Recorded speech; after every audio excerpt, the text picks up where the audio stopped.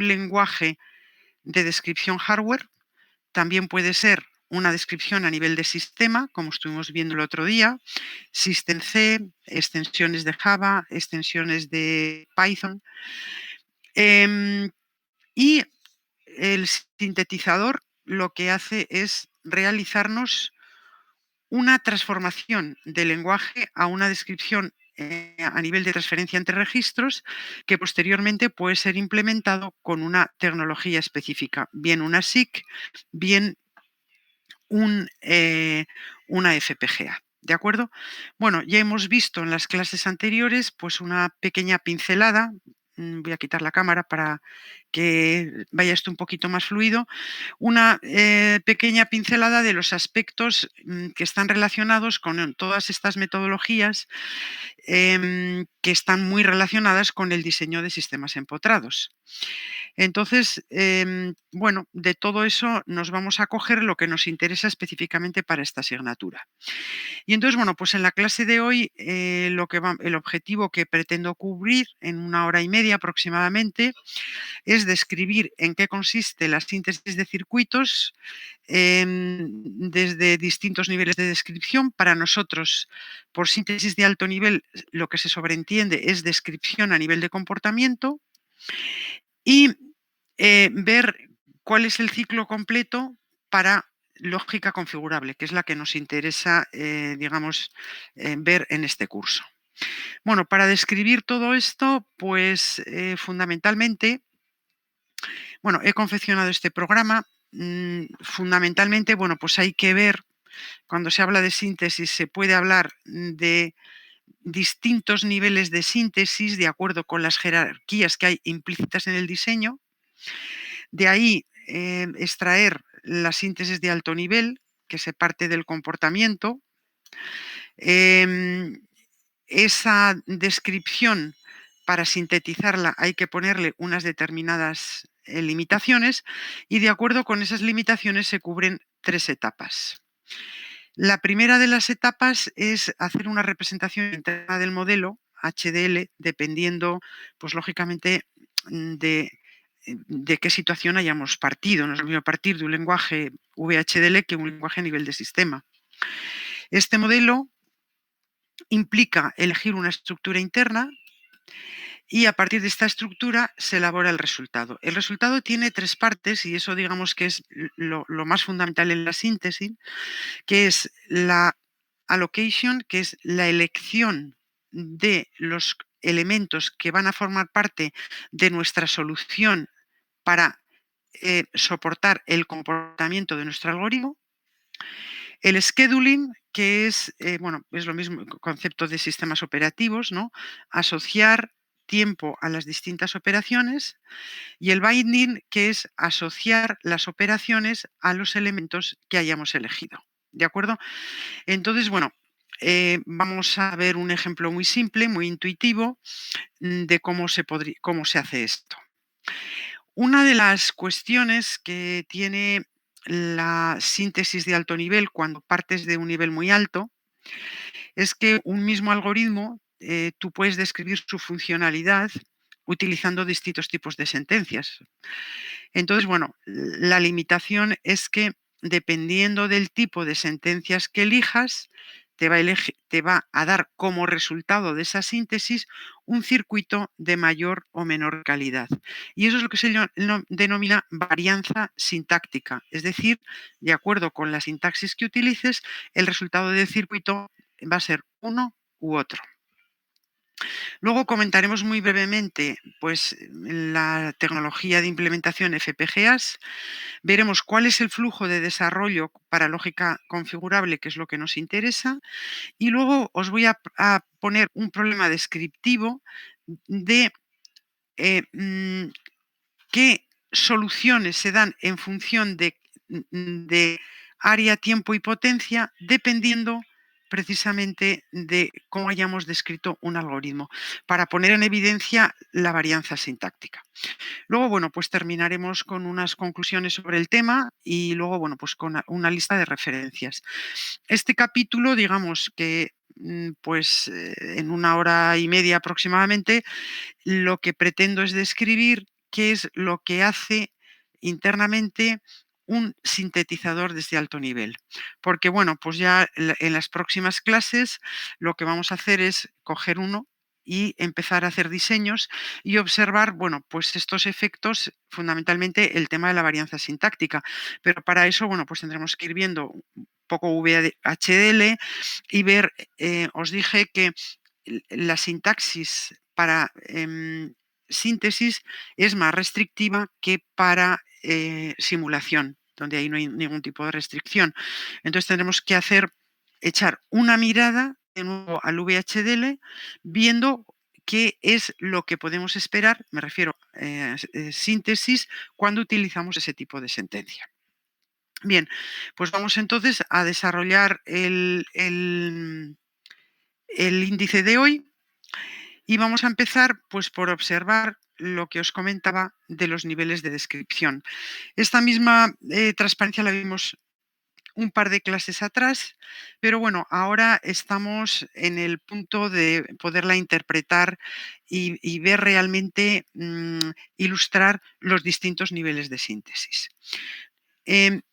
Cuando se hace un diseño, intervienen, podemos decir, tres aspectos diferentes.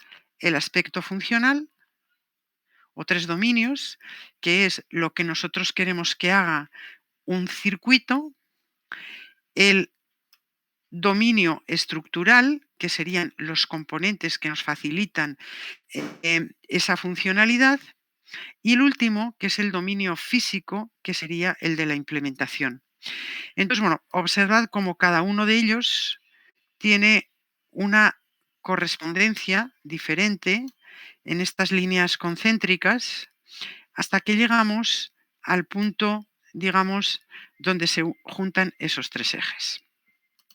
Bien, nosotros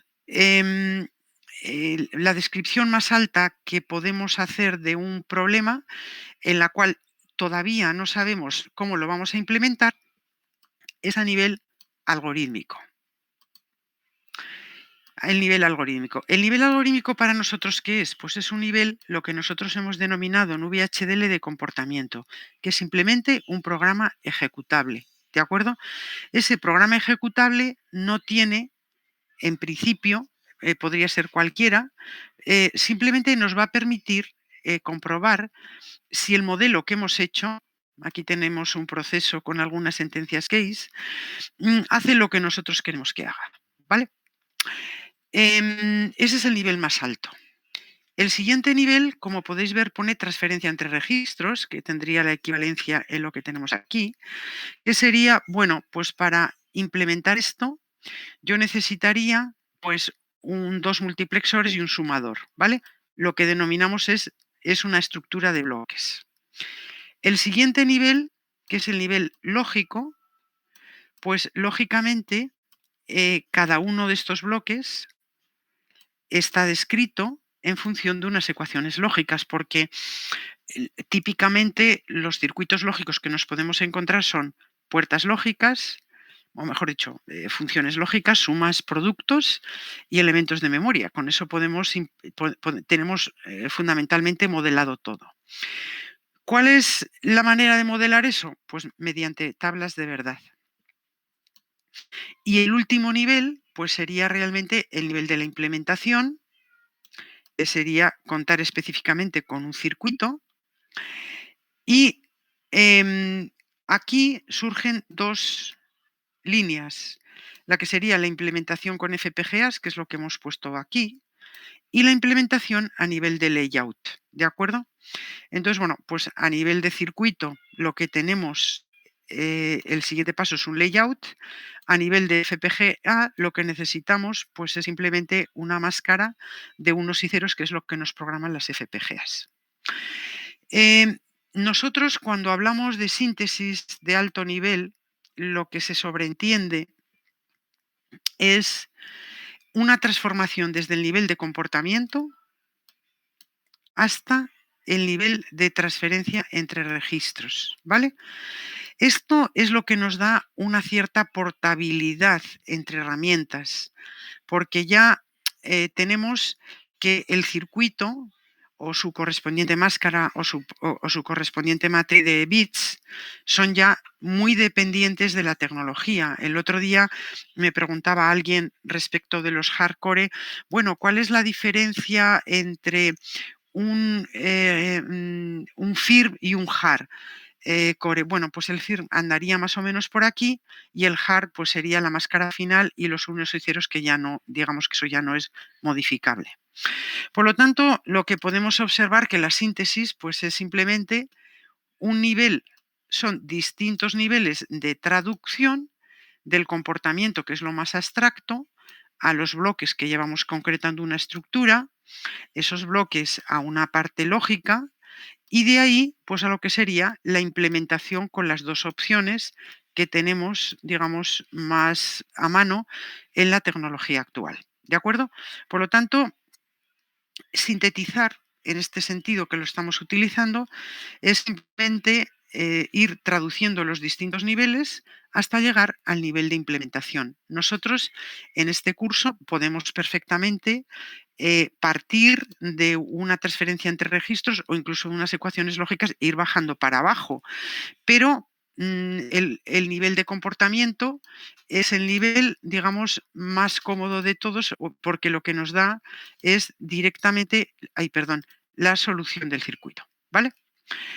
Bueno, eh, conceptualmente, entonces, esto es en realidad el índice de la síntesis de alto nivel. Tenemos que hacer uso de las siguientes etapas. Aquí tenemos, como se puede observar, la descripción en VHDL de un conjunto de puertas y bueno, está puesto de una manera bastante simple para que se pueda interpretar. Tenemos una arquitectura, un conjunto de señales intermedias que nos hemos definido y la arquitectura de aquí a aquí pues es simplemente un conjunto de funciones lógicas. La síntesis desde alto nivel va a partir por aquí, el comportamiento, que podría ser este código, y al final lo que nos va a dar, lo que se denomina una netlist. Una netlist, lo que es un conjunto de componentes interconexionados. Entonces, bueno, aquí se puede ver, vamos simplemente por ver un pequeño detalle, la primera de las sentencias, que es, creo que es con 1, se compone de una puerta AND, aquí la tenemos, la puerta AND, donde, vale, donde decía una puerta AND, donde lo que se puede ver es que el primer elemento es NOT A, por lo tanto aparece un redondelito que implica complementario AND B. AND B. Por lo tanto, lo que podemos esperar de la síntesis a este nivel, todavía ahí no tenemos, digamos, definida la tecnología, es de una descripción a nivel de comportamiento, lo que obtenemos es el conjunto de componentes en términos generales conexionados, ¿vale? ¿Cómo se hace eso? ¿Cómo lo hacen las herramientas de síntesis? Bueno, pues lo primero que hacen es una representación interna de estableciendo las dependencias entre los distintos elementos, etcétera, etcétera. Esa representación interna la hace el sintetizador y hemos dicho que nosotros en nuestra síntesis pues vamos a poner unas determinadas limitaciones en el diseño. ¿Cuáles van a ser? Pues las 3 en las cuales se evalúa cualquier diseño: área, tiempo y potencia. El sintetizador va a intentar buscar una solución dentro de los elementos de librería que tiene, RTL, tiene multiplexores, puertas de distintos estilos, etcétera, etcétera, y cuando cumple con los requerimientos que le hemos puesto aquí, nos da una solución, y esa solución lo que hace es indicarnos esto es un trozo de código o bien una representación gráfica como lo que tenemos aquí. Ayer vimos, bueno, mencioné también así un poco de pasada que, bueno, pues lo que hace el sintetizador es una función entre el coste que tiene, evalúa una función de coste, diciendo, bueno, pues si mi limitación en área y tiempo es tal, voy a probar este elemento que tiene tanta área y tiene tanta rapidez. Y con todo eso, probando una serie de vectores de test, lo que hace es, digamos, evaluar, metiendo distintos tipos de señales, cuál sería el consumo del circuito. También vamos a hablar ahora de eso. Fundamentalmente, Esta es la idea. A partir de aquí, esto, con una librería tecnológica, con una FPGA, ya hacemos una implementación de tipo específico.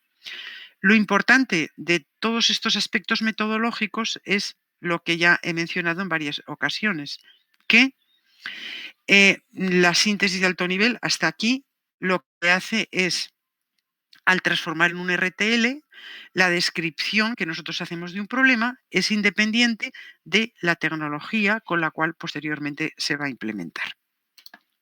Bueno, aquí tenemos resumidamente un poco más con un nivel de detalle qué es lo que sería esto. Aquí tenemos para, digamos, cambiar un poquito las cosas. Este es un módulo Verilog. Este módulo Verilog en esa representación interna lo que hace es obtener las ecuaciones lógicas y de estas ecuaciones lógicas se pasa a un grafo de dependencias para ver si se puede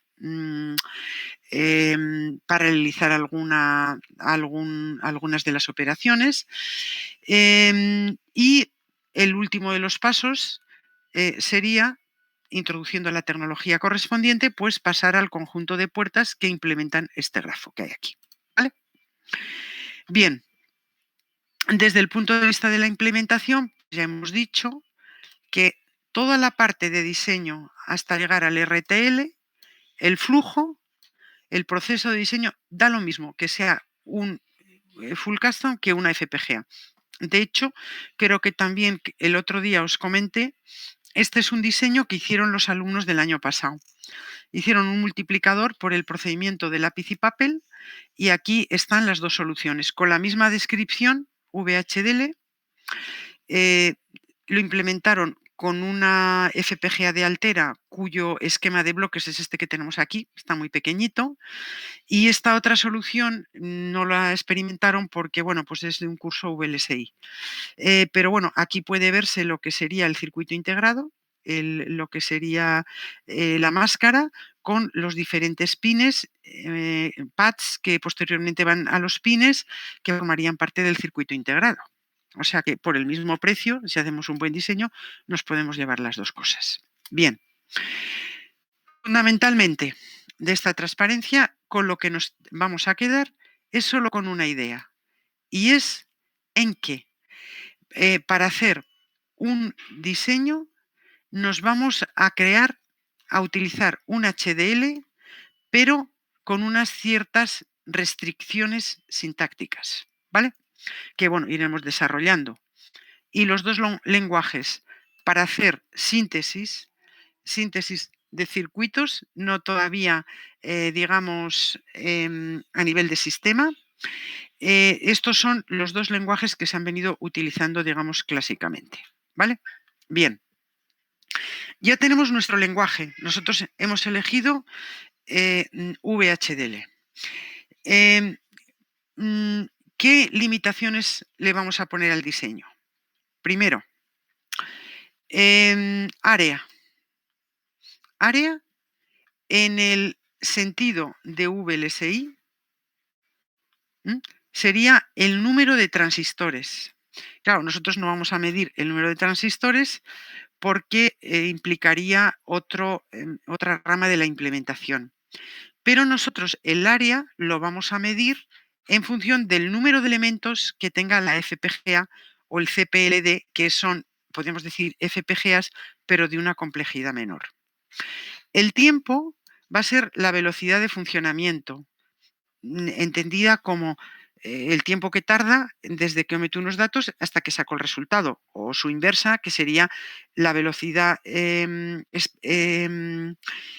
establecida en megahercios o gigahercios, etcétera, etcétera. Y la potencia, pues el consumo en milivatios o fundamentalmente, ¿vale? Bien, ¿qué es lo que ocurre? Tenemos que tener claro qué es lo que significa esto. Área, ¿qué significa? Pues lo que significa es que el número de recursos, puertas lógicas o biestables, sea el mínimo. ¿De acuerdo? ¿Qué contrapartida tiene eso? Pues si nosotros tenemos un menor número de trabajadores para hacer un trabajo X, lógicamente tardarán más. Por lo tanto, si yo optimizo en área, la consecuencia es que empeora el tiempo. Em, Podemos decir, bueno, nosotros siempre queremos un circuito lo más rápidamente posible, no siempre. Depende de cuáles sean las restricciones de nuestro problema y a veces nos interesa un circuito que sea muy barato, porque lógicamente el área es algo que tienes que pagar. Si tú puedes asumir el coste en tiempo, pues mira, busca una FPGA lo más pequeñita posible donde te quepa el diseño, porque lógicamente cuanto más grande sea la FPGA, mayor es el coste y además los recursos que no utilices los estás desperdiciando. Em, Al revés, si optimizamos en tiempo, lo que resulta es que yo necesito más trabajadores para que me realicen esa misma función. Luego, por lo tanto, la contrapartida es que se empeora el área, ¿vale? O sea que si yo necesito un circuito muy, muy, muy rápido, pues lógicamente tendré que dedicar más hardware para realizar esa función. Bien, al optimizar en tiempo, lo que se hace es intentar disminuir lo que se denomina el camino crítico. Entendiendo por camino crítico, eso es una palabra de largo del diseño electrónico, el camino de retardo más largo desde la entrada hasta la salida. Y luego, por último, estaría la optimización en potencia. Si yo mi circuito, además de quererlo pequeño y que ocupe poco área, lo voy a colocar en un dispositivo que sea móvil, evidentemente un aspecto crítico que tendré que tener en cuenta es la duración de la batería, ¿vale? Lógicamente, pues la potencia es la gasolina que yo le tengo que echar a mi coche. Cuanto más rápido quiero que vaya, pues lógicamente más gasolina tengo que gastar. Cuanto más potencia tenga mi motor, pues lógicamente más elementos tengo, más consumo voy a tener. ¿De acuerdo? Bien, un par de ideas sobre el tema de la potencia, que es importante, para que os hagáis idea de la influencia que tiene en los dispositivos. Bueno, yo creo que vosotros en el primer curso en física habéis visto algo, el concepto de potencia y de consumo, etcétera, etcétera. Pero bueno, yo ahora todo eso lo traigo en el contexto de los sistemas digitales. Y cuando se habla de potencia, se habla de dos potencias diferentes, ¿no? Que es la potencia dinámica, que es la que se gasta cuando el coche corre, ¿vale? Cuando el dispositivo está funcionando. Y la potencia estática es cuando lo que consume cuando el circuito está en reposo. Es decir, tú tienes tu teléfono móvil, lo dejas en una mesa, lo dejas tiempo sin funcionar y al final de ese tiempo tu batería se descarga. Eso es debido, pues, fundamentalmente a mm, tecnología MOS, donde las diodos polarizados en inverso, uniones PN, pues tienen unas ciertas corrientes de fugas y si lo dejas tiempo, pues al final la batería se llega a descargar. Y además, bueno, pues también hay situaciones en las que em, hay picos por coincidencia de diferentes retardos, por coincidencia de señales que, bueno, pues son bastante dañinos y producen picos de consumo de potencia. En cualquiera de los casos, a nivel, digamos, la influencia que tienen estas dos potencias es que la potencia media de consumo cuando está trabajando determina la vida de la batería. Y la potencia máxima o de pico, que es la que se suele producir aquí, pues lo que determina es la fiabilidad del sistema, ¿vale? Bueno, ¿cómo se mide esta potencia? Simplemente un poco por recordar. Pues nosotros nos vamos a fijar en la potencia dinámica, que es la que nosotros gastamos cuando nuestro circuito funciona. La potencia estática, pues es el análisis de ese tipo de potencia habría que recurrir a aspectos más tecnológicos que, bueno, pues se salen de los objetivos del curso, ¿vale? Bien, ¿de qué depende ese consumo de potencia? Mirad, la potencia dinámica es del 80 y el 90%, ¿no? Que es lo lógico cuando el circuito está funcionando. Y vamos a hablar de potencia disipada media. Y mirad de qué depende. Depende de la tensión de polarización, depende de la capacidad de carga, es decir, que es lo que estamos colocando en la salida del circuito, y depende de la frecuencia de funcionamiento. ¿Qué quiere decir eso? Bueno, la capacidad de carga es un aspecto tecnológico de tantas micras, ya vimos el otro día, cuando hicimos un repaso y estuvimos hablando de la tecnología Trigate, de Intel, etcétera, etcétera. O sea que en eso nosotros como diseñadores no tenemos mucho que decir. Tampoco respecto de la tensión de polarización, porque la tensión de polarización pues depende de la tecnología. Si bien es cierto que los circuitos no trabajan tal y como hemos visto de manera teórica, siempre, siempre, siempre a 5 voltios, sino que hay un margen, ¿no?, de tensión, pero lógicamente cuanto más te aproximes al margen superior, mayor es el consumo que vas a tener. Y luego, bueno, pues por último tenemos la frecuencia, que es la velocidad de funcionamiento a la cual nosotros pues no queremos, digamos, renunciar, porque queremos tener, digamos, la máxima velocidad posible, ¿vale? Bien, ¿cuándo se consume esta potencia? Pues fundamentalmente se consume cuando se producen las conmutaciones en los circuitos. ¿Y cuándo se producen? Pues cuando MOS es un montón de capacidades que las conmutaciones consisten en cargarlas y descargarlas. Y esas conmutaciones se producen lógicamente en un circuito cuando hay cambios en las entradas. Si no hay cambios en las entradas, pues lógicamente no hay alteraciones dentro del circuito y ni se carga nada ni se descarga nada. Entonces, bueno, pues simplemente por recordaros, aquí tenemos el típico caso de un inversor, tenemos un cero, este cero inhibe el transistor P, perdón, hace que conduzca el transistor P, por lo tanto la posible capacidad de carga se cargaría y a la salida tendríamos un 1. Si tenemos un 1, el N no funciona, funciona el P y se descargaría. Es decir, aquí tendríamos la conmutación de carga y de descarga en la capacidad para el conjunto de bits de entrada. Sin embargo, hay situaciones cuando el circuito se analiza en detalle desde el punto de vista eléctrico en el que conducen ambos transistores y eso pues supone lógicamente corriente por tensión, un mayor consumo de potencia, ¿vale?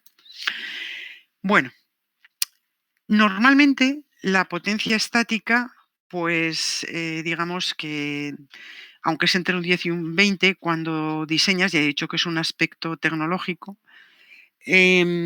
pues no lo vamos a tener en cuenta, pero como os he comentado, depende, esto es una variable, una constante tecnológica, depende de las corrientes de fugas, de las uniones PN inversas y la tensión de polarización, que un 20% pues es lo suyo, ¿vale?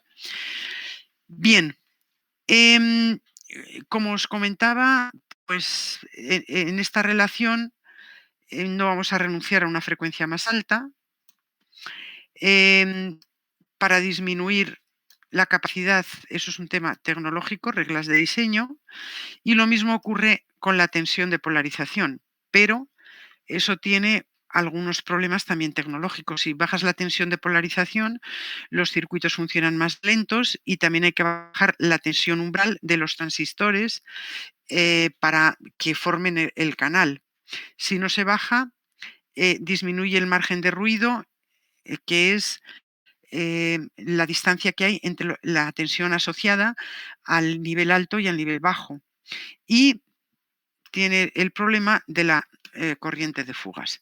Actualmente, en los microprocesadores de propósito general y especialmente en las memorias, pues la tensión de polarización, bueno, la tensión umbral se ha bajado hasta 1,1 voltios. Esto está bastante, como os digo, relacionado con el tema de la tecnología.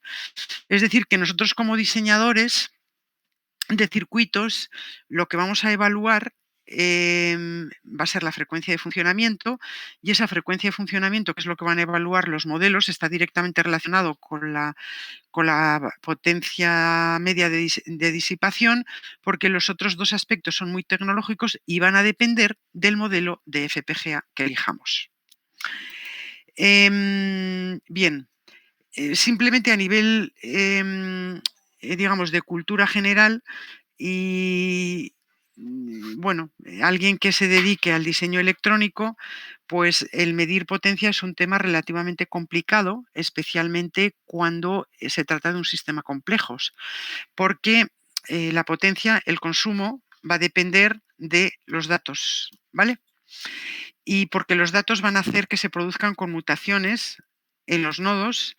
Y bueno, para lo poquito que vamos a ver cómo se va a estimar, pero cuando el problema es complejo, la estimación de potencia es un tema muy, muy complejo. Nosotros, ¿cómo lo vamos a hacer? Bueno, pues veremos en las FPGAs que vamos a meter unos patrones de entrada, es decir, un conjunto de señales en una puerta AND si queremos hacer un testeo exhaustivo y probar todas las posibles combinaciones para que las capacidades internas cambien y cambie la salida, como mucho tendríamos 4 patrones de entrada, ¿vale? Que son para 2 variables, 4 posibles combinaciones.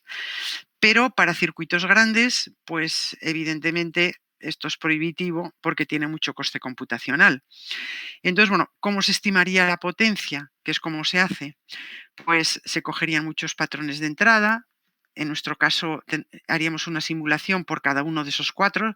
En el supuesto de la puerta AND, una simulación por patrón, se vería cuál es el consumo, haríamos un promedio y se estimaría la potencia. ¿Vale? Pero en nuestro caso nos lo va a hacer la herramienta. Hay también algunas hojas Excel que complementan lo que son las distintas etapas que están integradas en la herramienta para tener algo un poco más fino. Bueno, este es el resultado de simulación, porque estamos de un multiplicador, del multiplicador. Y entonces, bueno, como está hecho con un algoritmo de lápiz y papel, pues bueno, yo quería probar todas las combinaciones para ver cómo se van desplazando los bits. Y entonces es un multiplicador que tiene 4 bits de multiplicando y 3 multiplicador. Y entonces, pues bueno, con 4 bits lo máximo que puede representar es 15, con 3 bits es 7, o sea, este sería a tope. En este otro tenemos 13 por 5, 5 tiene un bit, un 0 por el medio. Aquí estamos multiplicando por 0, bueno, pues un poco por ver, digamos, aquellos puntos que son interesantes desde el punto de vista de la funcionalidad. Bueno, pues este elementos se ha simulado con una FPGA de la familia Ciclón. Ahora, un poco más adelante, veremos lo que significa eso. Dentro de esa familia, con este dispositivo específico, y dice que los modelos de potencia son finales. ¿Vale? Mirad, nos dice que la confidencia que tengo que tener en esta estimación de potencia, veis que pone media, ¿vale? Porque dice que eso está en relación media con las combinaciones que ha probado para la valoración de esa potencia. Y bueno, pues evidentemente yo no he probado todas las posibles combinaciones que se pueden dar con 4 bits de multiplicando y 3 bits de multiplicador, sino bueno, he ido a mirar esos casos críticos que me parecían más interesantes. Aún así, observad lo siguiente, la disipación de potencia son 51,13 milivatios. Y aquí hay algunos aspectos que ya os quiero ir anticipando, que son, pone Core Dynamic Thermal Power Dissipation. Eso quiere decir que son la disipación de potencia dinámica. O sea, cuando la FPGA está funcionando. O sea, cuando yo le he estado metiendo estos bits que tengo por aquí. Segunda cosa, estática. Estática es simplemente por el hecho de tener la FPGA conectada. ¿De acuerdo? Y luego, la siguiente de las potencias que aparece por aquí es la disipación de potencia térmica, entrada-salida. Por lo tanto, en una FPGA vamos a tener 3 tipos de potencia. La de entrada-salida de los pines, es decir, los bits que van entrando por los pines. Segunda, la estática, que es la que nosotros tenemos que pagar simplemente por tener el coche encendido. Y la tercera es la dinámica, que es cuando el coche está en funcionamiento. Si sumamos 0,16 más 48 más 2,97, pues el resultado es 51,13. ¿Qué es lo que se deduce de este diseño? Pues bueno, que un poco estamos matando pulgas a cañonazos, porque lo que más me cuesta, 48 milivatios, es tener el coche encendido. Los valores que he puesto dinámicos para probar la simulación son 0,16, que prácticamente son desechables, ¿vale? Por lo tanto, bueno, pues en otro orden de cosas que iremos perfilando, probablemente estoy utilizando una FPGA excesivamente grande en la cual estoy desperdiciando cosas, y también probablemente el algoritmo que haya implementado lo podría optimizar mejor, por ejemplo, pipelinizarlo para hacer que funcionase de una manera bastante más rápida y, por lo tanto, de manera más eficiente. Por lo tanto, bueno, pues en este diseño que tengo aquí, con estos patrones de test, el consumo que tengo es bastante bajo. Entonces, bueno, lo he cogido a propósito un poco para anticiparme y que os recordéis por ahí, aunque luego, bueno, pues lo vais a tocar y lo vais a medir, etcétera, etcétera, el ver que ese consumo está relacionado con los pines de entrada-salida. Ahora vamos a ver qué estructura tienen, con la estructura interna y con las señales que le estamos metiendo, es decir, con las conmutaciones que tiene que ir haciendo el circuito. Bueno, otra de las posibilidades es, lógicamente, para una puerta AND de 4 entradas, de 2 entradas, pues son 4 combinaciones. Eso es un problema trivial.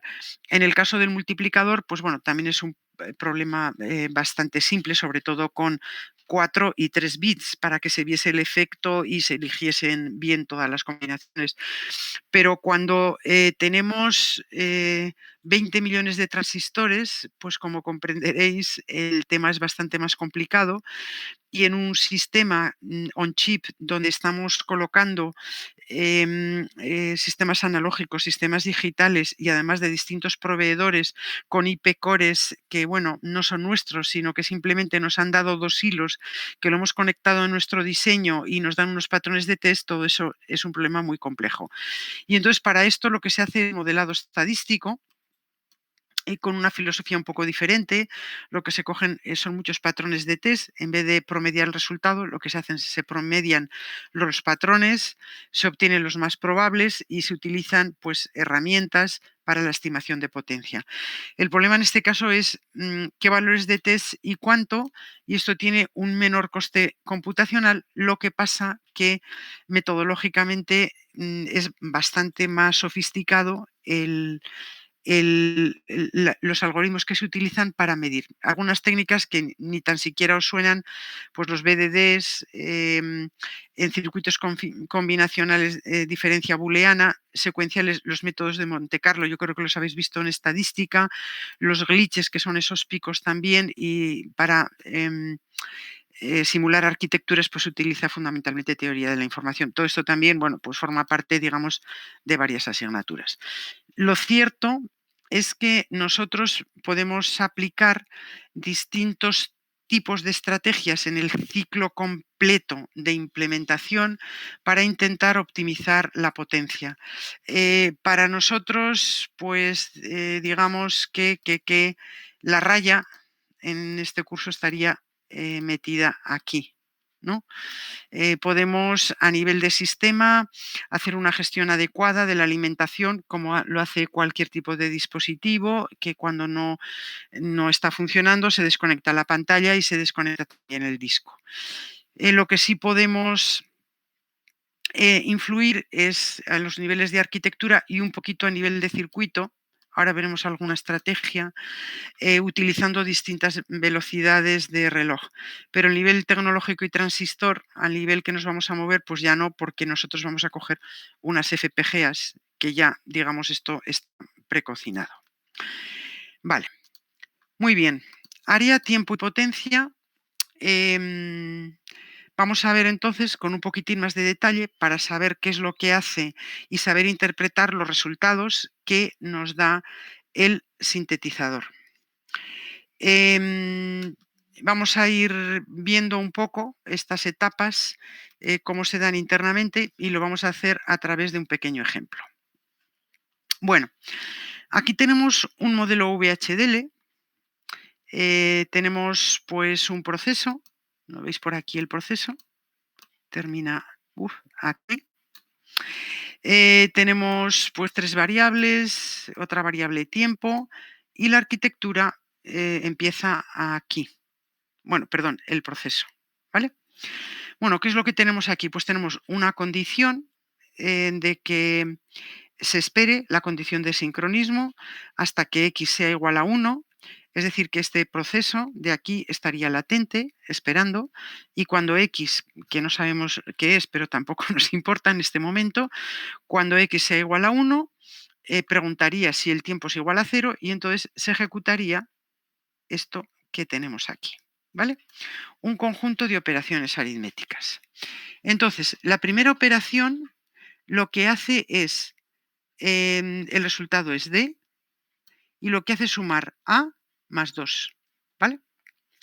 La siguiente operación lo que hace es dividir B por 3. Esperad que no se ve bien el cursor. B lo divide entre 3, ¿vale? La siguiente operación lo que hace es B menos C, el resultado de hacer esta operación de aquí. La siguiente, que es F, que estaría aquí, lo que hace es D más C, y luego, por último, lo que hace es elegir el valor máximo entre F, que sería esto que hay aquí, y B. ¿De acuerdo?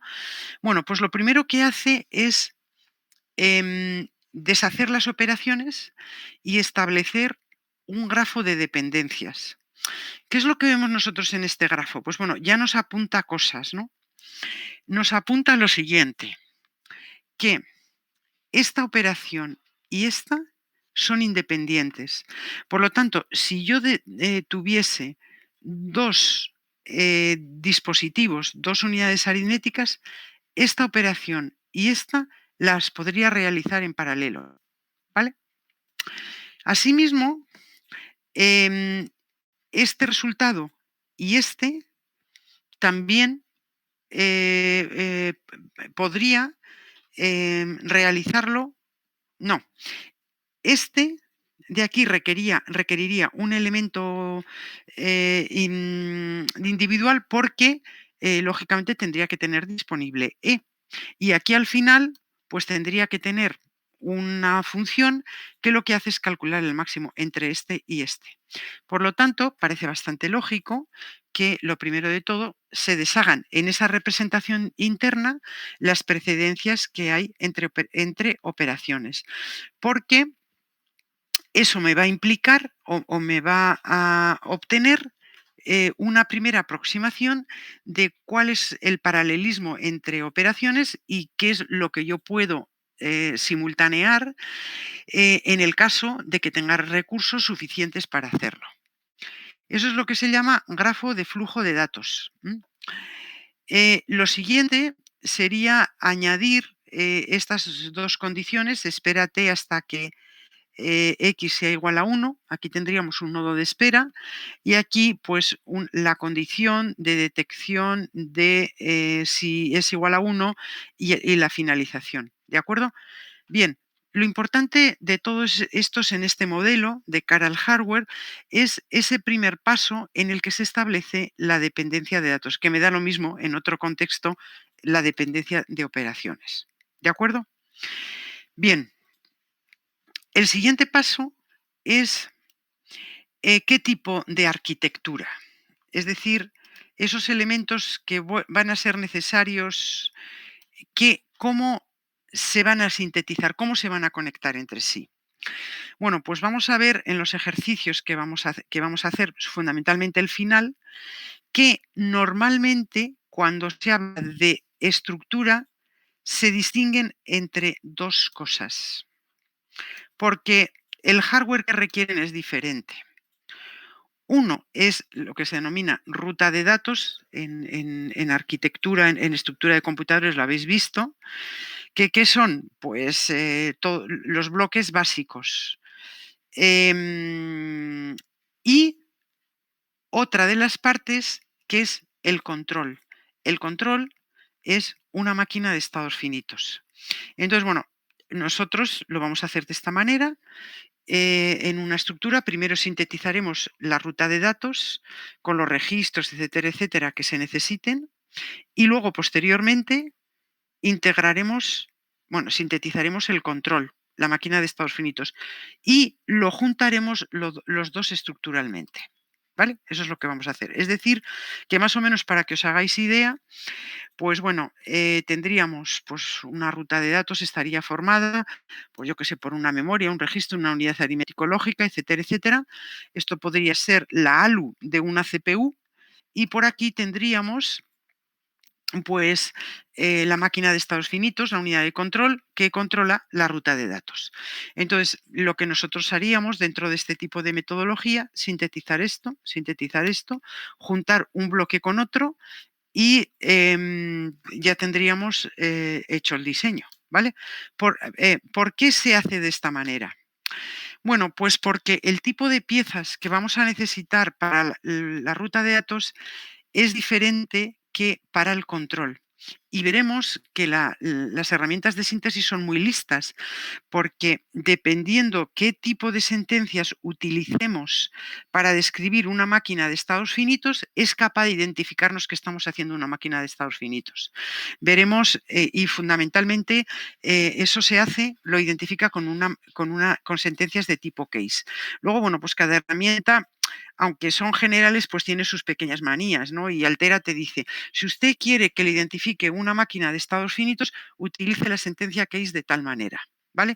Entonces, bueno, eso también es una pequeña ayuda, ¿no? Para, ayudar a la herramienta de síntesis a que encuentre una solución un poco orientada a la cosa que tú dices. Por lo tanto, el modelo de estructura es siempre, por un lado, ruta de datos o data path y control, y posteriormente se juntan estructuralmente. Eso lo vamos a hacer nosotros pues un poco al final del curso.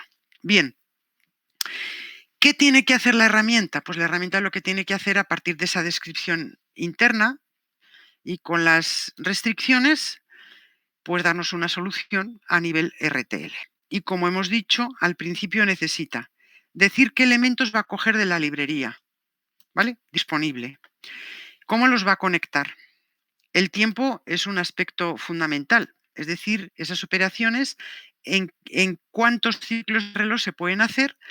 Y por último, pues las operaciones a los recursos de acuerdo con el tiempo establecido. Bien, vale, vamos a pasarnos directamente al ejemplo y tendríamos nuestras operaciones. Imaginad que nosotros tenemos dos ALUs, una rápida, que le hemos puesto fast, una un poquito más lenta, slow, y una unidad maxi que nos hace el máximo.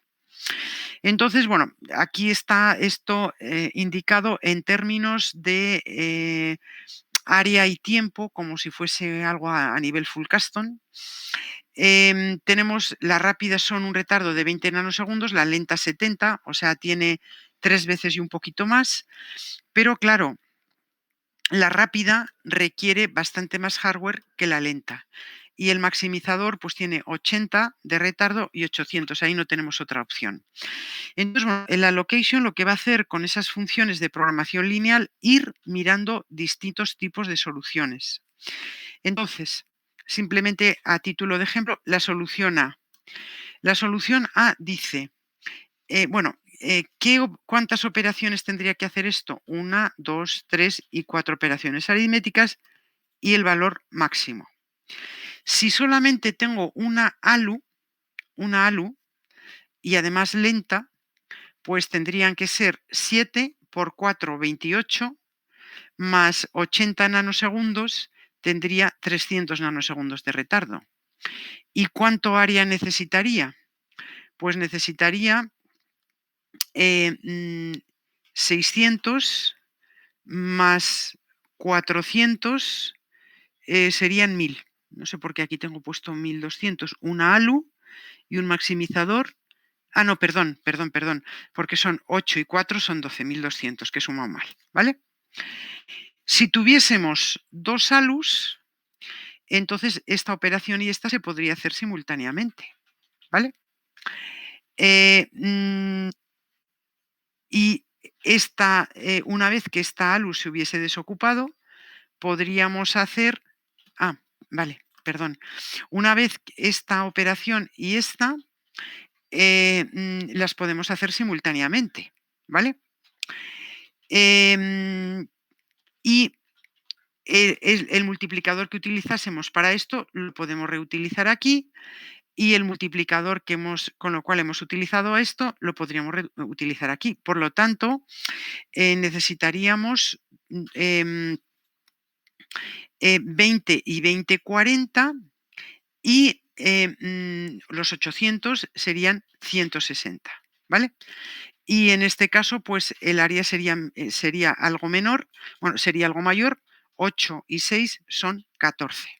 Por lo tanto, en el allocation lo que va es ir buscando distintos tipos de soluciones, suponiendo que tiene estos elementos en la librería, ¿de acuerdo? Es simplemente el primer ejemplo, ¿vale? Siguiente tarea que tiene que hacer. Pues la siguiente tarea que tiene que hacer es partir las operaciones en ciclos de reloj. Entonces, bueno, tal y como hemos dicho, supongamos que la solución buena que ha encontrado en función de el tiempo serían 2 ALUs de 20 nanosegundos y el maximizador, que son 80 nanosegundos, y que queremos trabajar con un ciclo de reloj de 50 nanosegundos. Bueno, pues estas dos operaciones se pueden hacer perfectamente en un ciclo de reloj, porque 50 nanosegundos tardan 20, todavía nos quedan 30. El segundo, volvemos a reutilizar esas dos unidades aritméticas, 20, 50, eso se podría hacer en otro ciclo de reloj. Pero ¿qué es lo que ocurre con la realización de la operación máxima? Que son 80 nanosegundos. Por lo tanto, eso no se podría utilizar en un ciclo de reloj y por lo tanto serían necesarios 2. ¿De acuerdo? Por lo tanto, en esta estructura, suponiendo que se resuelve un estado en un ciclo de reloj, es un ejemplo, necesitaríamos 1, 2, 3 y 4 ciclos de reloj para la implementación de esas funciones. ¿Vale? Bien, otra de las cosas que nos van a quedar es qué tipo de registros intermedios necesitaría para almacenarme las variables intermedias. ¿De acuerdo? Entonces, bueno, dos variables o señales que no tengan que estar vivas en el mismo estado, pues pueden compartir perfectamente el mismo registro. ¿De acuerdo? O sea, en el binding lo que tengo que evaluar es la asignación de las tareas a los recursos de acuerdo con ese tiempo. Pero claro, me tengo que guardar en algunas de las ocasiones la información. A y B son variables externas, digamos que esas no cuentan para nada, pero porque vienen del exterior. Pero tengo aquí una serie de variables intermedias que para realizar los cálculos, pues lógicamente me las tendría que guardar. ¿Vale? B, como he dicho, es una variable externa. Este resultado C, antes de entrar aquí, me lo tengo que guardar. ¿Vale? El valor E, para entrar de aquí a aquí, me lo tendría también que guardar. Por aquí tengo el valor F y, bueno, por último, el valor D, que es el que viene por aquí. De aquí, ¿qué es lo que observo? Pues bueno, lo que observo es que C y F tienen que estar presentes en dos momentos de la computación muy diferentes. Por lo tanto, esta y esta pueden compartir, digamos, pupitre, ¿vale? O también F, F y C y F y D, ¿vale? Por lo tanto, el estudio de variables que son mutuamente excluyentes, que no deben de estar vivas en el mismo momento, es lo que se denomina clique. Y esto también en la herramienta de diseño lo podemos visualizar. Por tanto, para realizar esta operación, además, pues bueno, de los recursos que ya hemos comentado y la asignación de tiempo, tendríamos varias soluciones porque F está unido con D y C.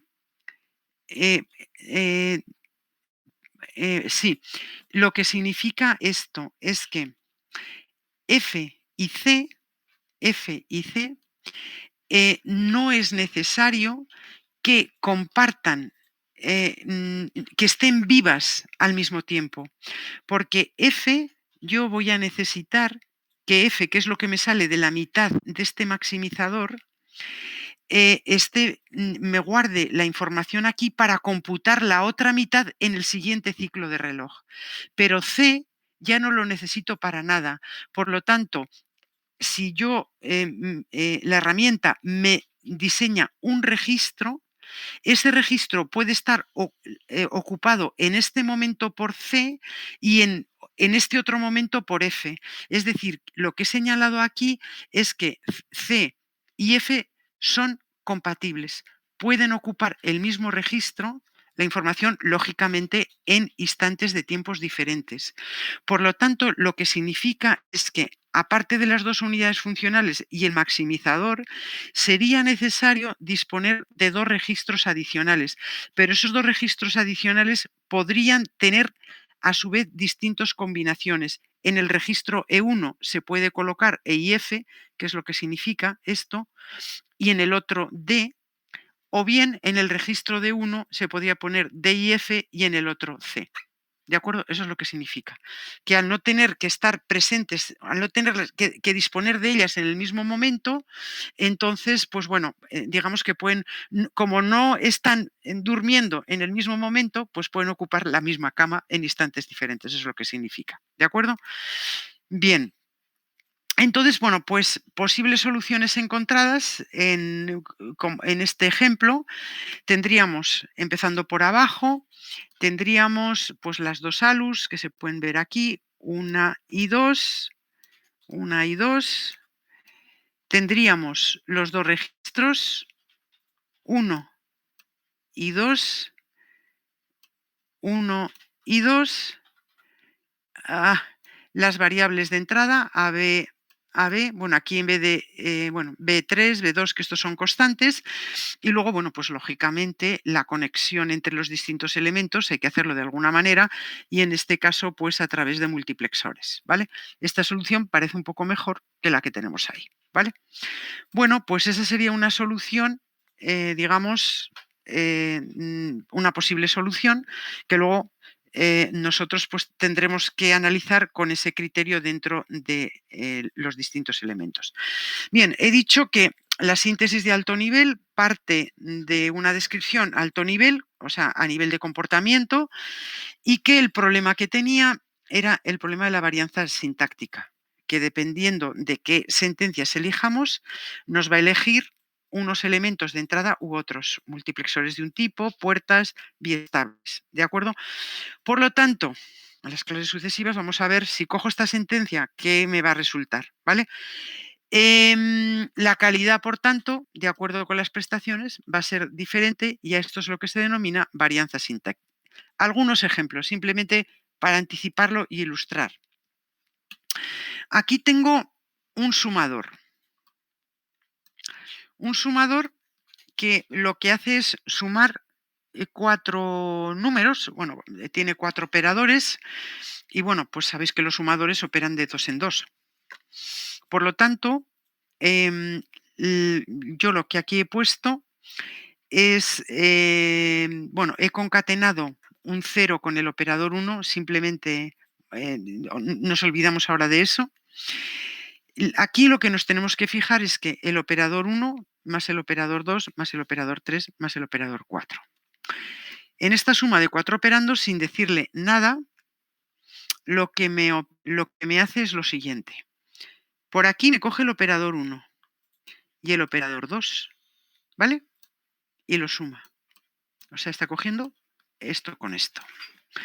Lo siguiente que hace es este resultado, lo suma con el operador 3, ¿vale? O sea, aquí lo que ha hecho es sumar este resultado, todo esto, con esto. Y el último, que son estos 4 elementos que tenemos aquí, es lo que ha sumado al tercero. Por lo tanto, en esta estructura, sin más, necesitaría 1, 2 y 3 sumadores, ¿vale? Bien, mirad cómo cambian las cosas simplemente, y un momentito, 3 sumadores. O sea, que desde que se mete el operador 1 y el operador 2, hasta que yo obtengo el resultado, ajustando tiempos, se necesitaría un nivel de retardo para pasar de aquí a aquí y otro nivel de retardo para pasar de aquí a aquí. O sea que desde el punto de vista de hardware necesitaría 3 unidades aritméticas o sumadores y las señales desde que entran hasta que salen tienen 3 niveles de retardo, 1, 2 y 3. Mirad cómo cambian las cosas de una manera muy simple cuando simplemente pongo unos paréntesis, no he hecho otra cosa.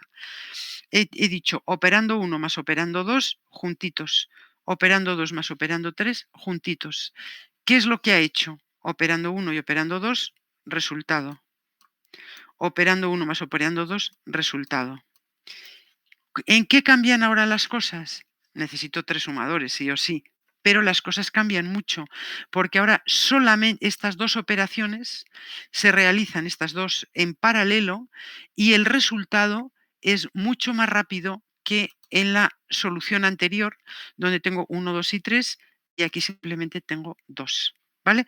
Por lo tanto, la solución en cuanto a calidad es mucho mejor esta que la solución anterior, ¿de acuerdo? Y esto es debido, no he utilizado ninguna sentencia, sino simplemente he puesto, digamos, un paréntesis, ¿vale? Bien. Vale. ¿Qué es lo que nos trae la varianza sintáctica? Pues fundamentalmente lo que nos hace es restringir el estilo de descripción y tener muy en cuenta las condiciones de optimización de la herramienta, y la herramienta nos va a permitir también definir el nivel de esfuerzo. La herramienta le vamos a decir, si le damos un esfuerzo bajo cuando ha encontrado la solución, se para ahí, y no nos va a dar la solución más óptima posible. Pero si le decimos, bueno, esfuérzate un poco más, nos va a dar una mejor solución. Entonces, desde el punto de vista de estructura, para mejorar, digamos, la calidad de los diseños, pues caben aplicar distintos tipos de estrategias, como por ejemplo utilizar algoritmos de divide y vencerás, en vez de tener una multiplicación, pues tener varias sumas, reorganizar los algoritmos, trabajar con la aritmética, trabajar con distintos niveles de pipelinización. Estos conceptos, pues digamos que forman parte ya de un curso un poco más avanzado, ¿vale? Bien, vamos a ver esta parte de síntesis y simplemente nos vamos a ir un poquito por aquí para dar un par de pinceladas de cómo veríamos las cosas por dentro. Vamos a pasarnos la parte de nivel full custom, está ahí a nivel, digamos, informativo, y nos vamos a pasar directamente a la lógica configurable. Bien, como he dicho, hay FPGAs que son reconfigurables en tiempo de funcionamiento, y hay otras pues, que son más básicas y que no se pueden configurar. El otro día ya lo mencioné, son dispositivos complejos programables que tienen un número menor de elementos y son bastante menos flexibles que las FPGAs, pero los fundamentos son exactamente los mismos. Bien, ya tenemos nuestro diseño a nivel RTL, nos lo ha hecho la herramienta de síntesis, ha pasado esos 3 pasos que he mencionado. ¿Qué es lo siguiente?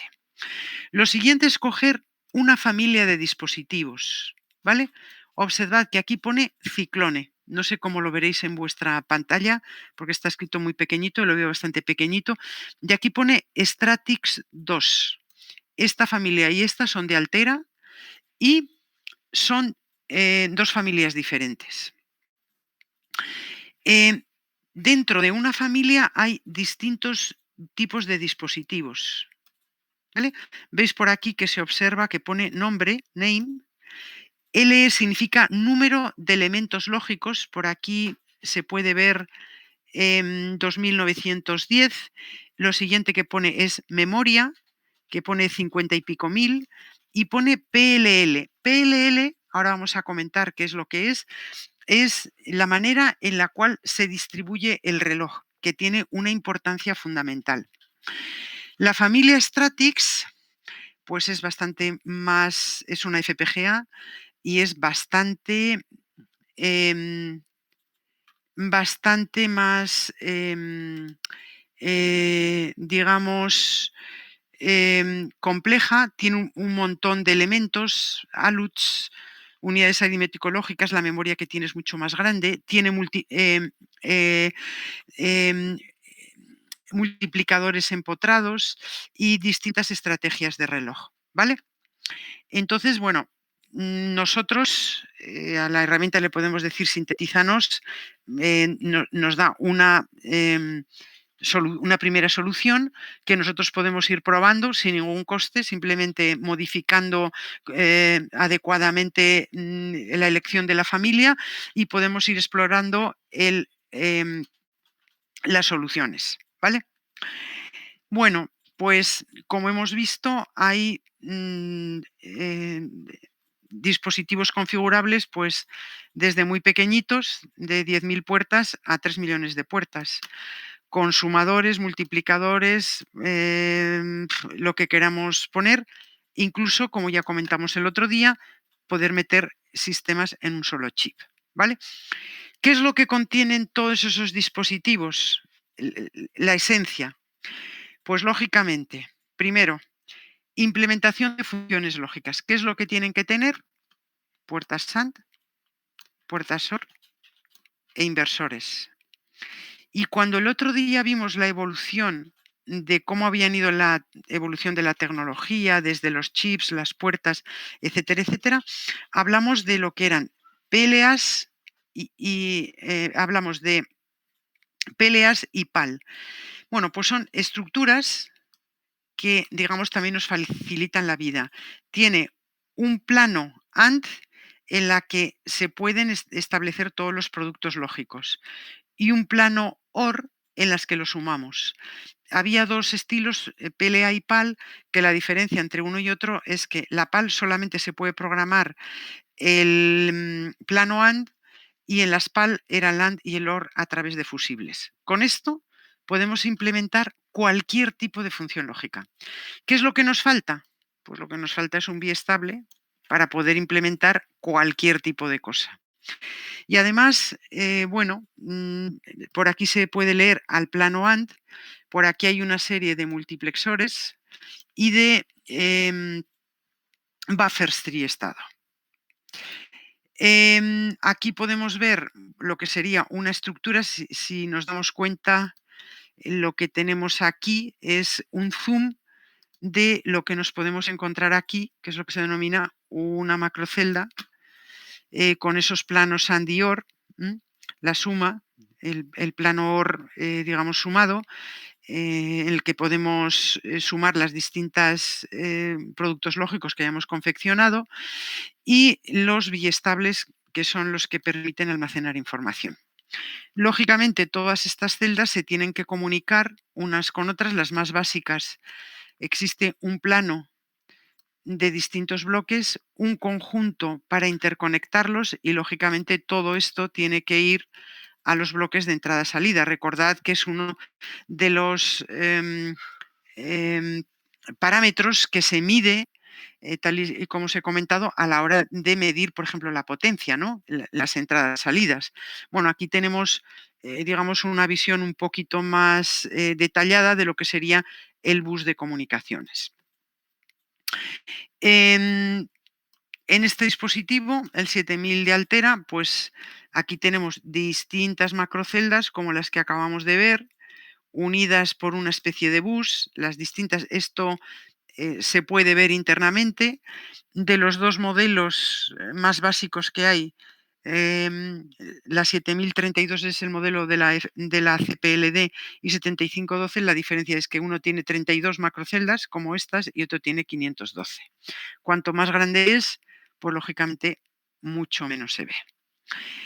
Las FPGAs, como he dicho, tienen una mayor complejidad y la diferencia con las PAL y con los CPLDs es que no tienen los planos AND y OR, sino que la programación de esas funciones es bastante más sofisticada a través de lo que se denominan lookup tables, que son las celdas de almacenamiento donde se guarda la programación de cómo deben de funcionar.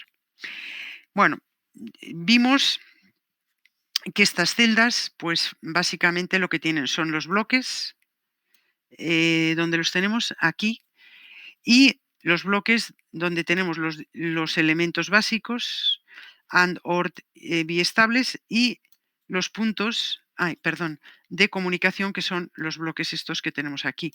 Un cuadradito de estos pues permite conectarse con todas las celdas vecinas, ¿vale? Elementos de computación, elementos de comunicación y los bloques de entrada-salida. Bien, aquí tenemos algo un poquito más, digamos, sofisticado, pero como podéis ver, tenemos los bloques lógicos en ambos casos. Digo en ambos casos porque esta es de la familia Xilinx, esta es de la familia Altera.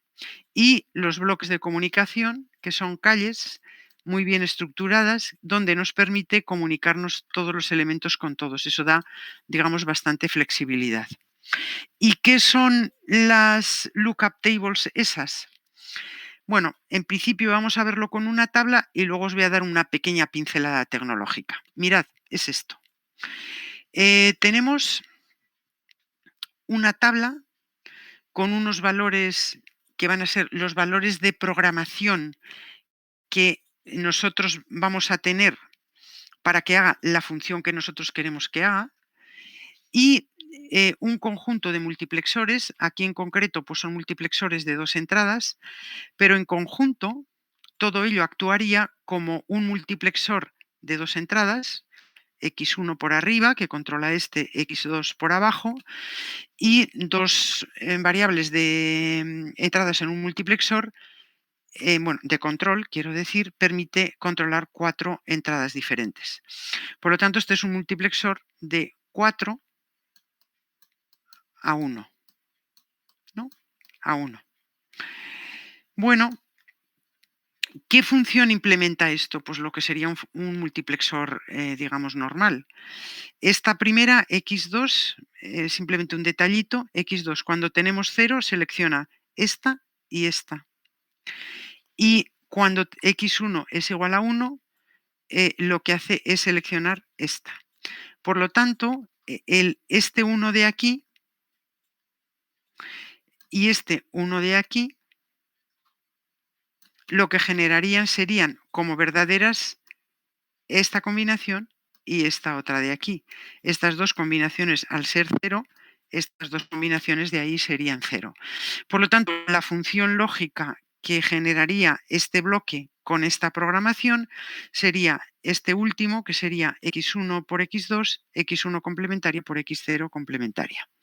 Por lo tanto, todo esto se transforma en esta parte de aquí, que era un plano AND-OR, en una tabla o en un mecanismo como el que acabamos de describir, con una tablita virtual y una estructura, por razones fundamentalmente tecnológicas de fabricación, un conjunto de multiplexores de 2 entradas o de 4 o de lo que fuese, y un biestable. ¿De acuerdo?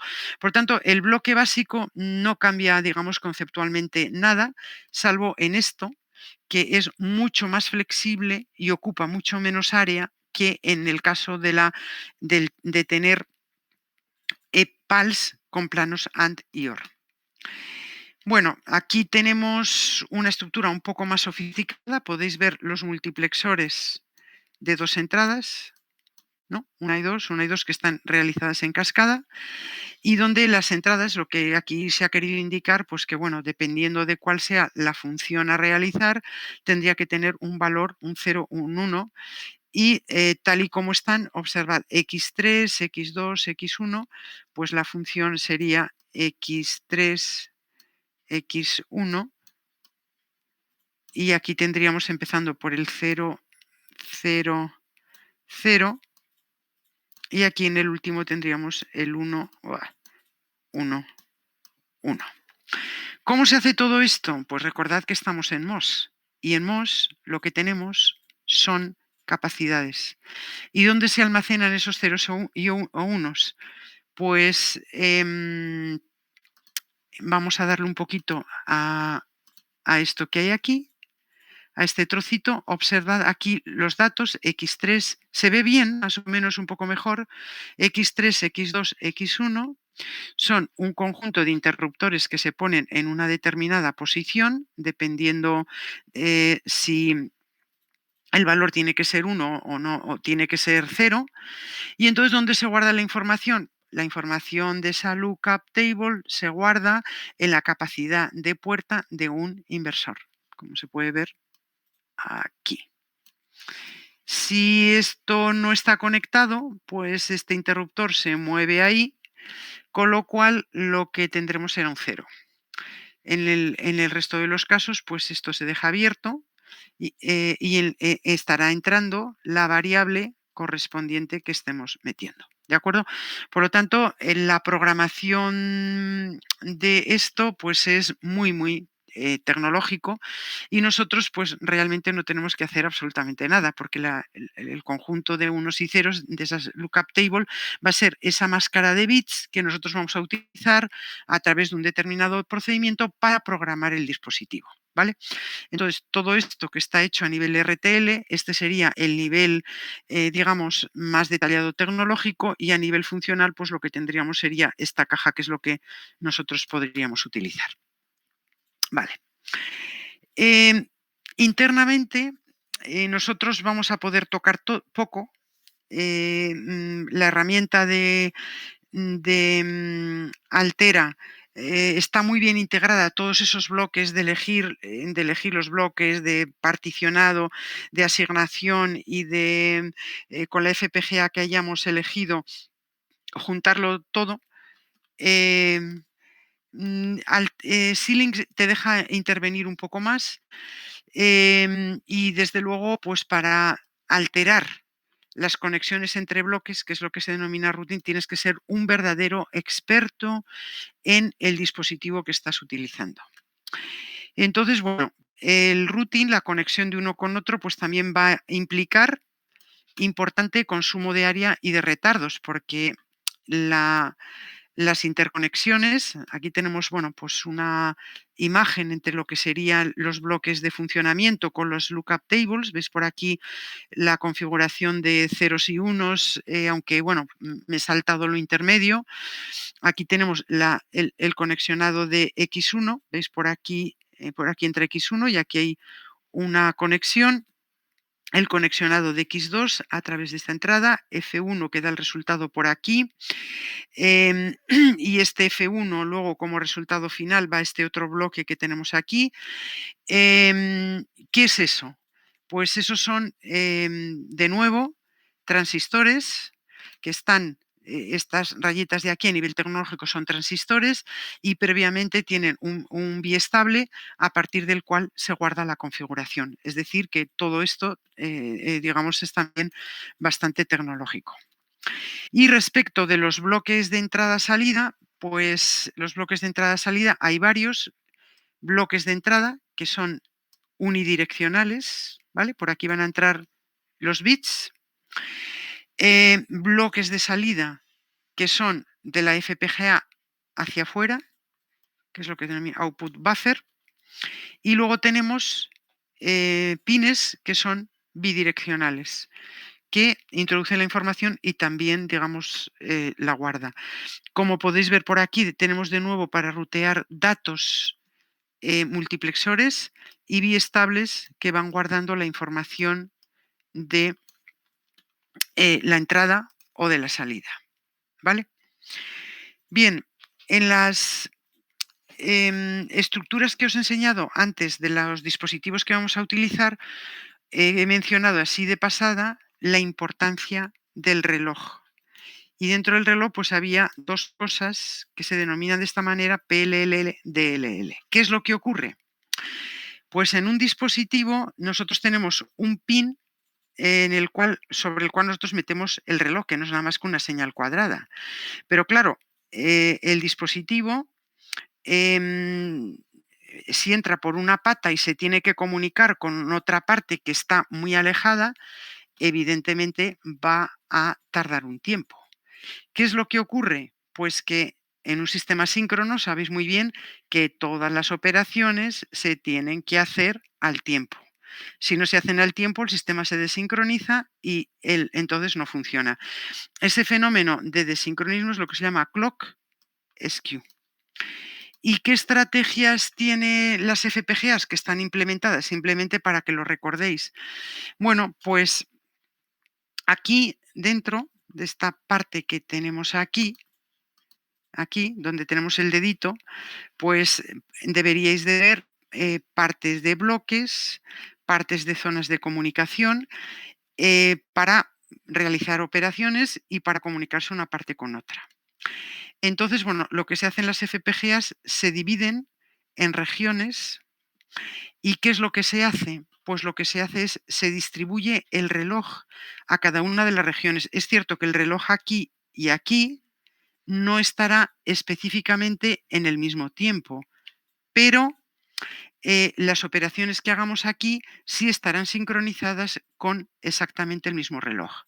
Entonces, bueno, a nivel de cultura general, pues hay estrategias que se refuerzan en H, como se puede ver en esta parte de aquí, que es lo mismo que hay aquí, donde aunque el reloj desde que lo metes hasta una zona no será exactamente el mismo, sí garantizas que en las zonas próximas, en las distintas regiones, el reloj va a ser el mismo y va a estar todo perfectamente sincronizado.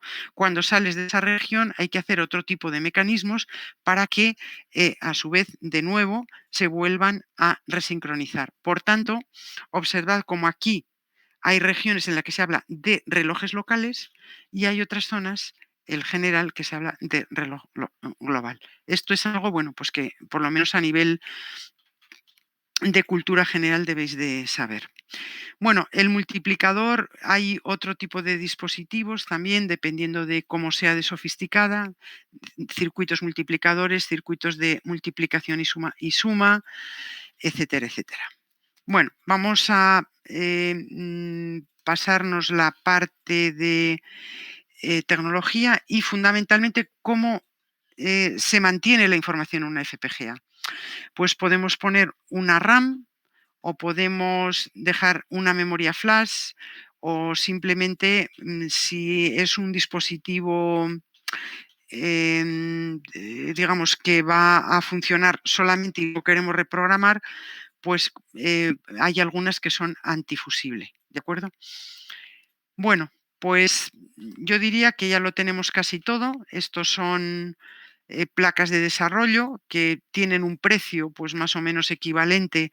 Este es el Ciclón, una de las que os he puesto, un ejemplo que os he puesto al principio. Un kit de FPGA viene a ser pues, más o menos como un Arduino, no es mucho más caro.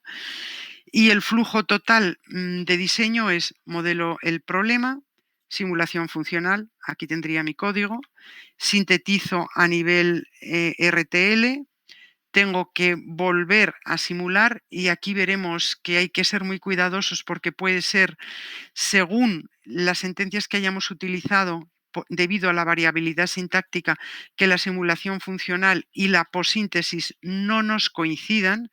Por eso hay que escribir código de una manera. Aquí tenemos ya las unidades funcionales conectadas. Siguiente paso, implementación. Aquí en este caso ya tenemos sobre la FPGA específica y tendremos que medir tiempos.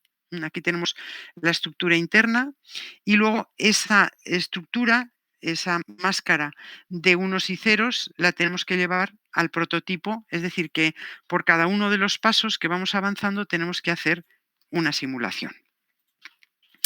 Aquí tenemos un ejemplo de error que se da en el tema funcional y el tema posíntesis, y es que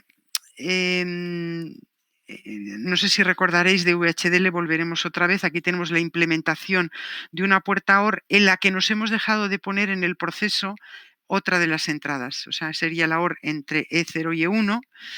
Y entonces, en el caso de la simulación, nos daría un error. En el caso de la síntesis nos diría, cuidado porque te has olvidado de poner en la puerta, en la lista de sensibilidad E0, y puede ser que la pre y post no te coincida. ¿De acuerdo? Entonces, bueno, todo eso hay que hacerlo con un poco de cuidado. Esto nos lo vamos a... porque veo que ya tengo pocos clientes y simplemente, bueno, os voy a poner un ejemplo de variabilidad sintáctica real. Este problema pues también lo han hecho alumnos de otros cursos y bueno, pues resulta un problema curioso para ilustrar, digamos, toda la problemática de la síntesis. Bueno, pues se trata de diseñar una unidad aritmético-lógica, ¿vale? Entonces, esta unidad aritmético-lógica, las condiciones de diseño son las siguientes. Primero, que el número de bits es genérico. Recordad el tema de la reusabilidad, ¿vale? Tengo que hacer un diseño que me sirva igual para 8 que para 80. Luego, los datos tienen que ser binarios sin signo. Bueno, esta es una restricción que simplificaba el problema, pero que nos obligaba a utilizar concretamente una librería, ¿vale? No deja de ser un ejercicio. Y que las operaciones básicas eran de suma, resta, AND, OR, XOR y de desplazamiento derecha-izquierda. Y la estructura de pines, pues es la que se indica aquí. Tenemos el operador A, el operador B, que tienen que ser genéricos de este tipo de datos. Tenemos un carry in, entonces se supone que estos bit slice que puede venir de otra estructura. Esta flecha que indica aquí sería el código de operación, es decir, la operación que va a hacer. Y como salida tendríamos el resultado en 5 bits, bueno, en n bits, porque si este es de 4, 4, pues este tendría que ser 5. Si este es de 10, 10, este tendría que ser de 10 más 1 para el posible que te lleves. Y luego el acarreo de salida, ¿vale? Por lo tanto, esto, si vemos su entidad, pues vendría a ser una caja, vamos a pintárnosla por aquí, en la que tendríamos que definirnos este tipo de cosas, ¿vale? Bueno, de todo esto los pines están claros, lo que nos quedaría ver sería el código de operación. Bueno, pues sin entrar en mucho detalle, porque ya no tenemos mucho tiempo, por aquí tenemos 5 bits de 0 al S4 y el acarreo de entrada, la operación que realiza, la función y el tipo de operación. Entonces aquí están agrupadas en estos 4 paquetes aritméticos, lógicas y de desplazamiento, ¿vale? ¿Cómo lo haría yo desde el punto de vista de modelo? Pues mira, yo simplemente voy a hacerme una ALU con un único proceso, ¿vale? Con una única sentencia proces. ¿Dónde está? Aquí está la sentencia proces. Y luego con un case me voy a ir implementando los distintos códigos de operación. Vale, hago todo eso y el resultado que me da es, por aquí tengo las operaciones aritméticas, por aquí tengo las operaciones lógicas y por aquí tengo las operaciones de desplazamiento, y todos los bits luego se juntan a través de un conjunto de multiplexores, ¿vale? Pero este sería el mapeado tecnológico con las celdas de librería, que me las ha cogido ya específicamente de la FPGA, no son idénticas a lo que he visto anteriormente. Y entonces digo, bueno, voy a darle distintas opciones de optimización. Importante, esto está obtenido con una versión de Quartus pues ya relativamente antigua, para operandos de 4 bits y para distintas opciones de elementos de dos familias, la MAX para dos dispositivos diferentes, 84, 44. Un poco más adelante veremos también qué significa esta nomenclatura, para otra Cyclone y para otra Stratix, de distintas características. Esta es una simple, esta otra tiene memoria, un reloj como el que os acabo de comentar, que no tiene para nuestro caso ningún tipo de uso, y esta ya es una bomba, ¿no? Para implementar un circuito tan simple, tiene un DSP incorporado y un PLL. Bueno, pues simplemente por hacer una idea. Este dispositivo tiene 128 macroceldas, ¿vale? Este otro tiene 64, este tiene 2.910 y este tiene 10.590. Entonces, bueno, lo que se observa es que cuando hago una síntesis balanceada me requiere 40 y el retardo son 19,10, es decir, es lo que tardaría en realizar, bueno, el retardo está evaluado en función del camino crítico, que hemos dicho que era el camino más largo, y va del bit 3 del operando B al bit 3 del resultado. Si le doy en tiempo, pues se observa que el número de celdas incrementa de 40 a 57, pero el retardo disminuye de 19 nanosegundos a 17.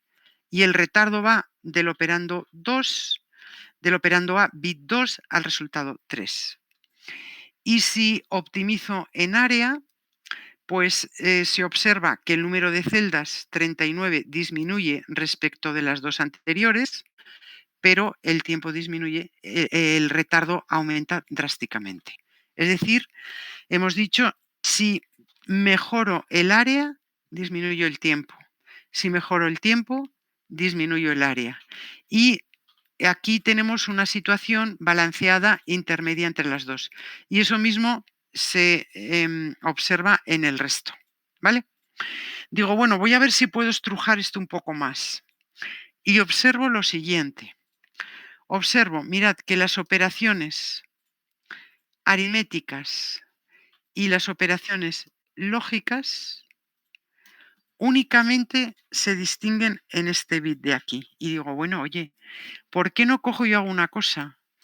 Que es coger un bloque aritmético y otro bloque lógico y que las operaciones las realicen en paralelo.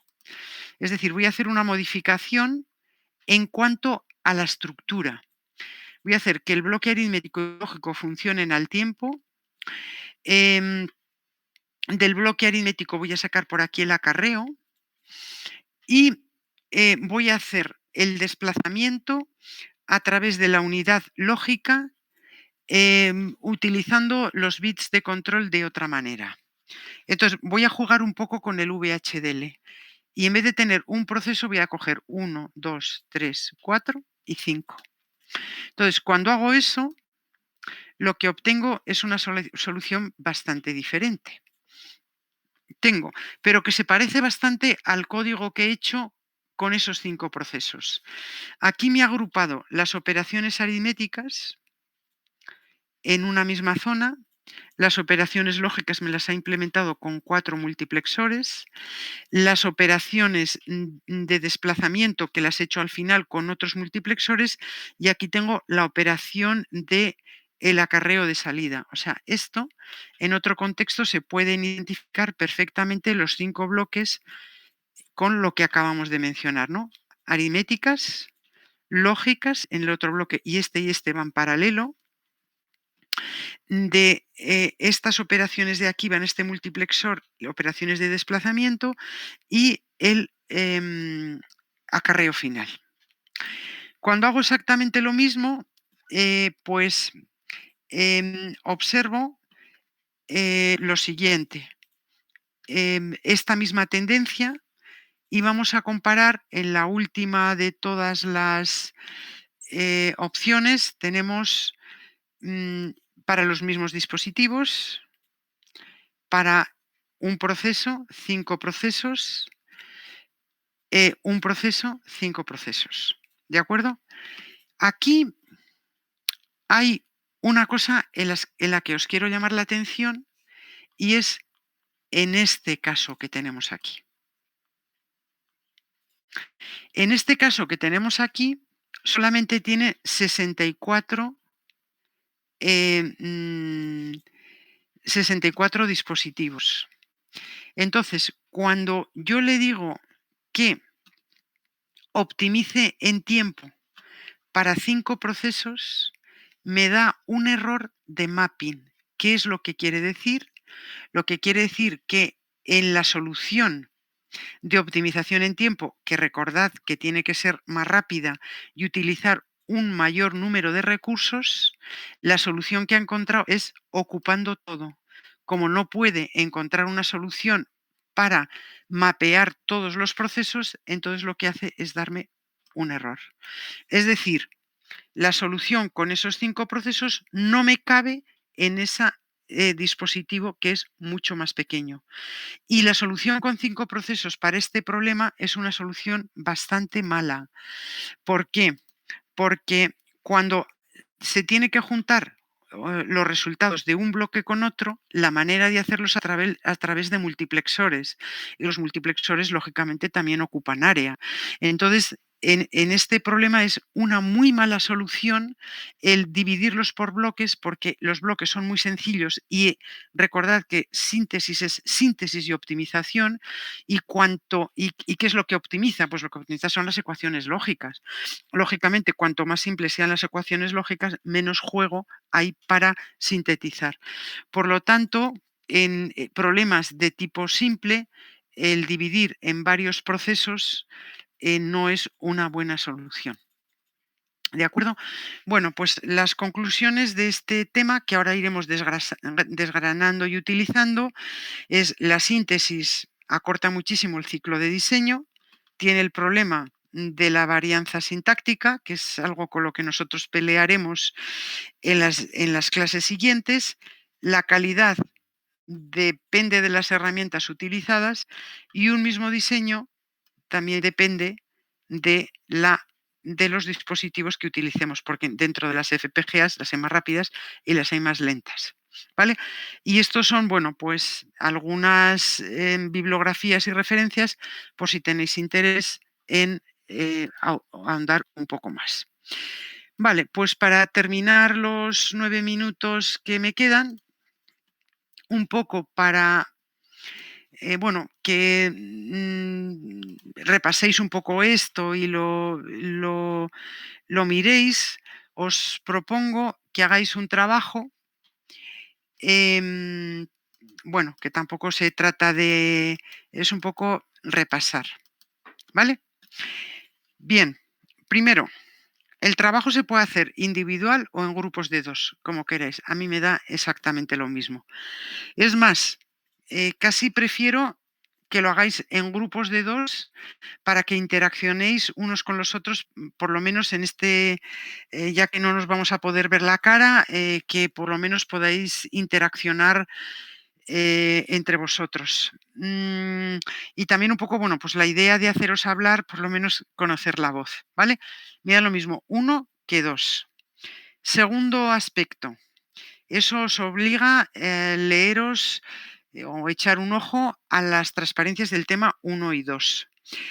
¿Qué tema? Me da igual. Que sea hacemos más Moore, más allá de Moore, que sea cómo interaccionan los dispositivos con el mundo real, hardware libre, me da exactamente lo mismo. Me da igual que cojáis, yo qué sé, un tema de Python y comentéis un poquito, pues la idea, la filosofía, las librerías que estéis haciendo, etcétera, etcétera. Diseño a nivel de sistema o algún tipo de herramienta de codiseño MATLAB o de aplicaciones de las FPGAs, que en eso, bueno, pues encontraréis realmente un mundo, ¿vale? Cualquier otro tema que sea de vuestro interés. Yo he hecho una barrida de los temas de los cuales he comentado, que he considerado interesantes para que tengáis una visión de conjunto de por dónde se mueven los diseños y las tecnologías, ¿de acuerdo? Simplemente, digamos, a nivel general. Em, bueno, ¿dónde podéis buscar esto? Pues, perdón, decía que me podéis proponer cualquier otro tipo de tema, me escribís un correíto, pues mira, he encontrado esto que me interesa, tal, tal. Bueno, yo lo evalúo, veo si está más o menos encajado dentro de la asignatura, me escribís un pequeño resumen, lo evalúo y ya está. Es decir, yo estoy abierta absolutamente a todo. Lo que quiero es un poquito que trabajéis. ¿Dónde lo podéis buscar? Bueno, pues ya sois alumnos de tercero, sabéis dónde buscar. Desde luego, la biblioteca no vayáis porque la biblioteca no hay, creo que servicio más allá de coger y dejar libros. Pues en Internet sí podéis consultar las bases de datos de la UPM, pero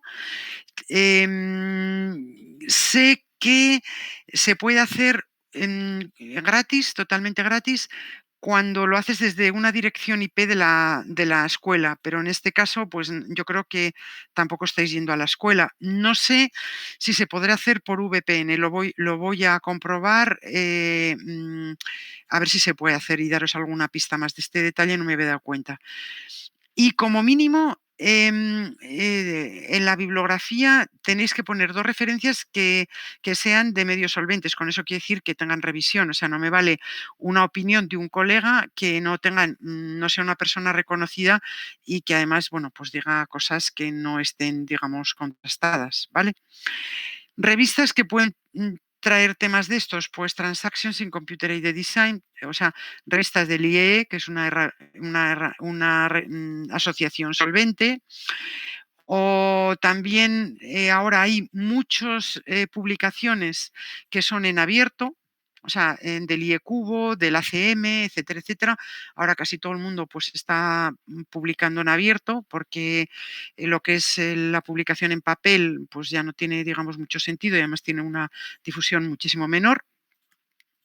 Y el trabajo, como veis, no es mucho, quizá tengáis que leer mucho para extractar 5 páginas, excluidas figuras, y tiene que tener la estructura como mínimo, los autores, el título. Perdón, estos son las referencias. Espera, creo que. Pues tenía por aquí un índice. Está en la página siguiente, perdón. Hacer el resumen de las 5 páginas. Tenéis que poner en la referencia el título, el autor, la editorial. Si es web, tenéis que citar el día de la última consulta. Con esto también os estoy un poco preparando para el trabajo fin de grado, un poco formalmente cómo se debe de presentar.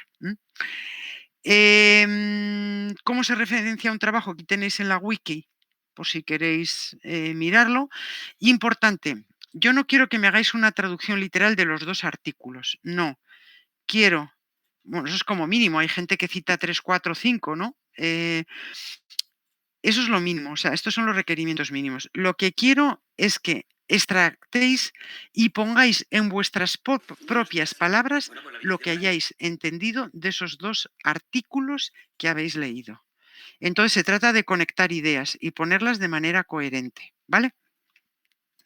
¿Y qué es lo que debe tener el trabajo, esas 5 páginas? Pues el nombre del trabajo, un nombre genérico, que el que los autor o autores, el índice, la introducción, el desarrollo, que lógicamente tendrá distintos apartados, las conclusiones, la bibliografía, los comentarios personales que queréis hacer, porque bueno, yo todo esto siempre lo tengo en cuenta para ir poco a poco mejorando la asignatura, pues algún detalle para los alumnos del año siguiente.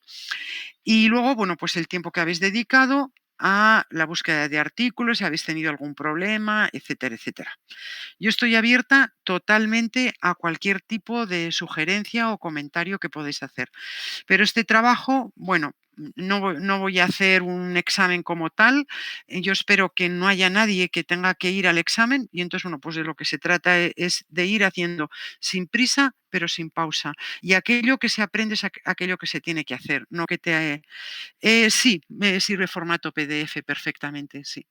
Es decir, lo que se hace es lo que realmente se aprende.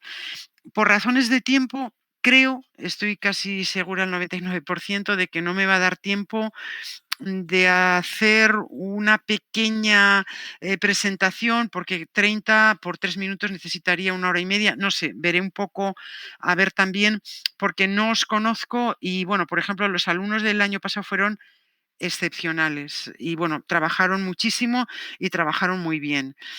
Pero fue presencial. Esta asignatura, como es de primer semestre, nunca la he dado online. Y entonces, bueno, pues también el método es diferente, la gente se implica de otra manera y tal. Entonces, bueno, en un par de clases más tomaré un poco la medida también de cómo, si me habéis hecho los test, no me habéis hecho los test, si alguien se ha quedado descolgado.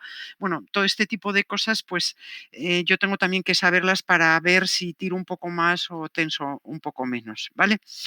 Bueno, pues son las 7. ¿Tenéis alguna pregunta sobre lo que he planteado del trabajo? Sí, el plazo creo que es hasta el día 9 de octubre.